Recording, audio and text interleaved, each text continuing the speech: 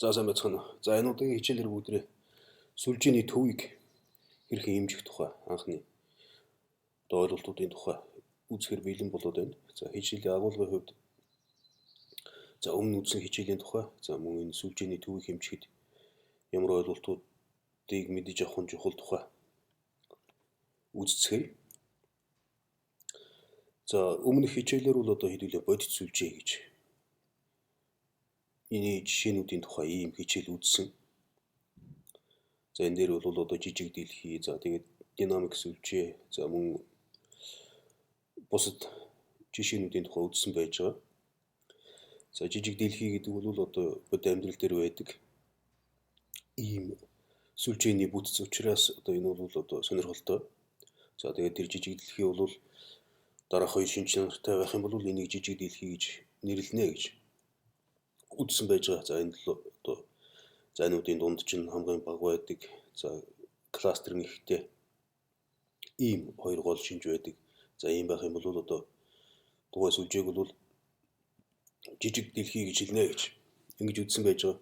За мөн динамик сүлжээ буюу одоо scale free networks гэж ингэж хэлээд байгаа. За энэ бол одоо цөөн хүчтэй холбоостой. За энэ тэр нөлөө ихтэй гэсэн үг. За тэгээд мөн маш их сул холбоостой ийм сүлжээ байх юм бол энийг бол одоо динамик сүлжээ гэж нэрлэдэг байгаа.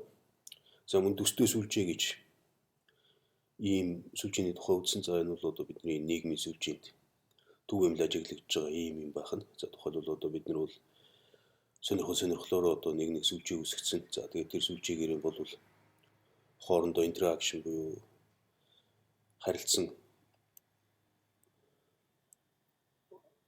явж байгаа. Харилцаа одоо хоорондоо ажиллаж за одоо холбогдож явж байгаа. За энийг бол homopoly буюу одоо төстэй дундын ижил сонирхолтой сүлжээ гэж ингэж явах нь. За одоо тухайлбал Land Cruiser сонирхчдын сүлжээ, Purus унагчдын сүлжээ гэдэг юм уу. Монголд бол одоо ийм сүлжээ үүсгэсэн. За энэ бол одоо сүлжээний онлоор бол homopoly сүлжээ гэж ингэж нэрлэгдэж байгаа нь. За энэ ингэж одоо хоорондоо нэгдмэл юмн дээр нэг сүлжээ үүсгэж явахыг бол энэ сүлжээ гэж үздэг байна. За сүлжээний төвийг бол одоо олох нь бол их чухал ойлголт. Яагаад гэвэл дараа бол одоо энэ сүлжээний төвийг олсноор бид нэр тухайн сүлжээг имплемент буюу тухайн сүлжээнд нөлөөлөх гэх мэтлээ олон зүйлүүдэд хэрэг болно. За үүнийг одоо хэмжиж мэдхийн тулд бол дараах ойлголтуудыг хэдүүлээ мэддэг байх хэрэгтэй байна. За тухайлбал одоо зэрэг гэдэг ойлголт байна. За энэ бол англиар degree гэдэг юм монгол руу зэрэг гэж орчуулад байгаа хэрэг. За мөн хувийн вектор гэж ийм ойлголт байдаг байна. За энэ бол одоо age вектор, за мөн page rank гэж бас хэлдэг байна. За мөн нягтрал гэж ийм ойлголт байна. За мөн хамаарал гэж ойлголт байна. За эдгээр ойлголтууд бол сүлжээний төвийг мэдэхэд бол чухал ойлголт болж явдаг байна. За тодорхойлолтын хувьд бол зэрэг гэдэг бол тухайн төлөөлөгчийн хөршүүдийн нийт тоо байна.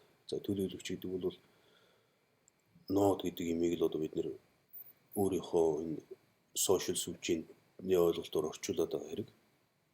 За хувийн вектор гэдэг бол одоо нэг нөгөөрөөгөө холбогдсон буюу одоо энэ цикл үүсгэж байгаа гэж ингэж хэлээд байгаа. За энэ циклтэй байгаа хөршүүдийн тоог бол одоо хувийн вектор гэж ингэж хэлж байгаа.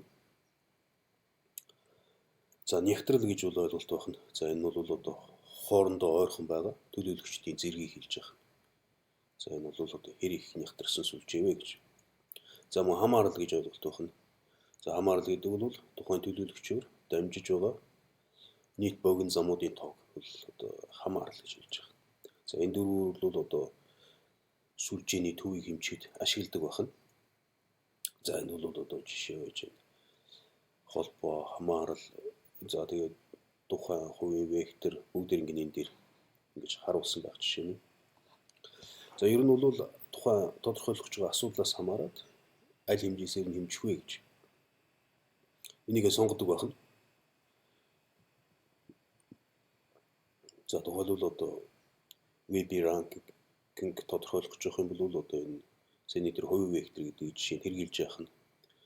За одоо critical point буюу энийг одоо илрүүлэхийн тулд бол энэ хамаарал гэдэг имийг хэрэгжилж яах нь гэх мэтлээ. За ер нь бол сүлжээг бид нар өмнө одоо энгийн байдлаар бол байгуулж үзсэн. За бодит амьдрал дээр бол байгуулах хялбархан арга бол иймэрхүү дараалал явдаг байна. Эхлээд бол одоо датасет буюу өгөгдлийн олонлог гэж ийм юм бол өгөгдөнө. За энийг бол одоо Panda гэж ийм Python-ы бэлэн сан байна. За энийг ашиглаад бол энэ тухайн хийж буюу холбоосуудыг бид нар бол тодорхойлцдог байна. Жагсаалтыг энэ санг ашиглаад бий болгочдөг байна. За энэний дараа бол одоо бидний сайн мэдэх энэ network X гэж энэ санг ашиглаад байгуулдаг байна. За бүгдээрээ энийг бол одоо лаб дээр хийж үзэх ёстой. За энэ дээр бол лабораторийн даалгавар юмнууд өгж явах нь. За тэгээд энэний араас бол одоо хэдүүлээ сүлжээг саяны тодорхойлсон дөрвөн аргаар төвийг нь олох нь байна, хэмжих нь байна. За ингээд дараагийн хичээлээр удахгүй уулзъя. Баярлалаа.